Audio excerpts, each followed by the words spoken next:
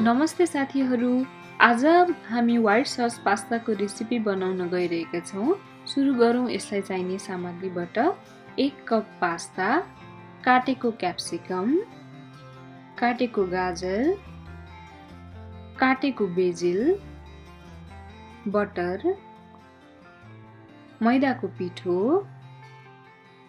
कोरेको चीज, काटेको प्याज, दूध,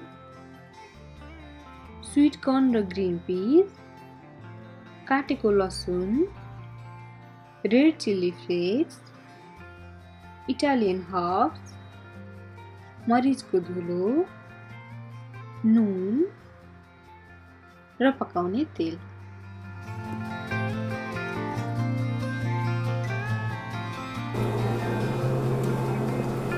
अब एउटा भाँडो लिउँ र यसमा पानी बसालौं।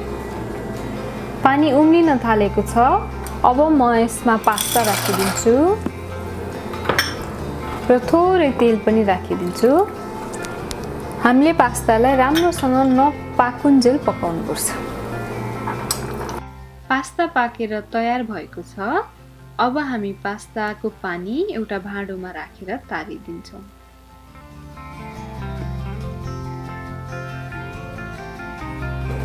अब एउटा प्यान लिउँ र यसलाई एकैछिन तताउँ। प्यान तात्न थालिसकेपछि म यसमा थोरै तेल राखिदिन्छु। अब म यसमा भेजिजहरू राखिदिन्छु। मैले राखिदिएँ थोरै प्याज,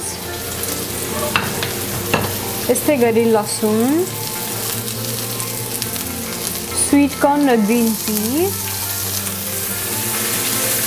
काटेको क्याप्सिकम र गाजरको टुक्रा। यसलाई एकैछिन चलाएर पकाउँछु।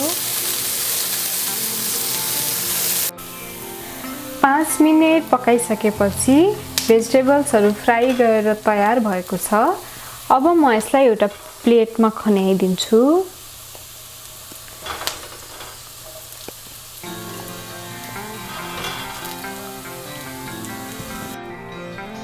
यसरी भेजिटेबलहरू सबै फ्राई भएर तयार भएको छ। अब एउटा प्यान लिउँ र यसलाई एकैछिन तताउँ। प्यान तातिसकेपछि म यसमा बटर राखिदिन्छु।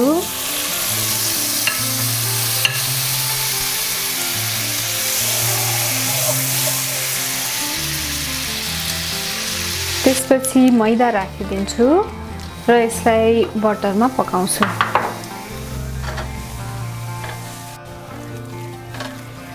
2 मिनेट पछि म यसमा थोरै दूध राखिदिन्छु र यसलाई चलाउँदै जान्छु।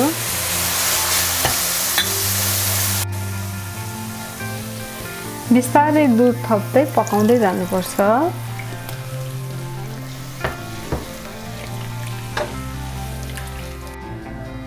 हामीले यो पेस्टमा दूध हाल्दै चलाउँदै पकाउनुपर्छ र स्मुथ नभइन्जेलसम्म पकाउनुपर्छ। 10 मिनेट चलाउँदै पकाउँदै गरेपछि यो पेस्ट क्रिमी हुन थालेको छ। अब म यसमा चीज राखिदिन्छु र एकैछिन पकाउँछु।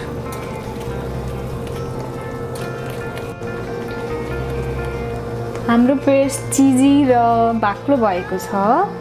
अब म यसमा भेजिटेबल्स राखिदिन्छु।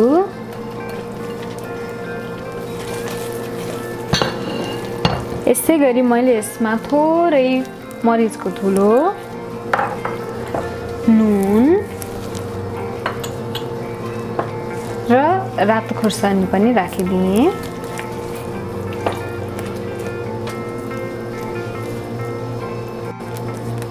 अब यो पेस्टमा म पास्ता राखिदिन्छु।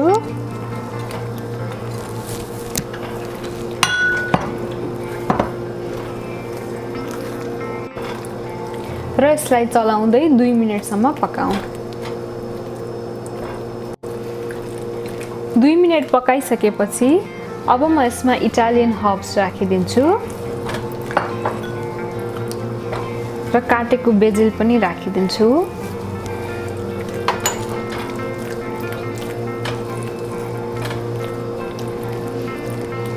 र 2-3टा बेजिलको पत्ता पनि राखिदिन्छु।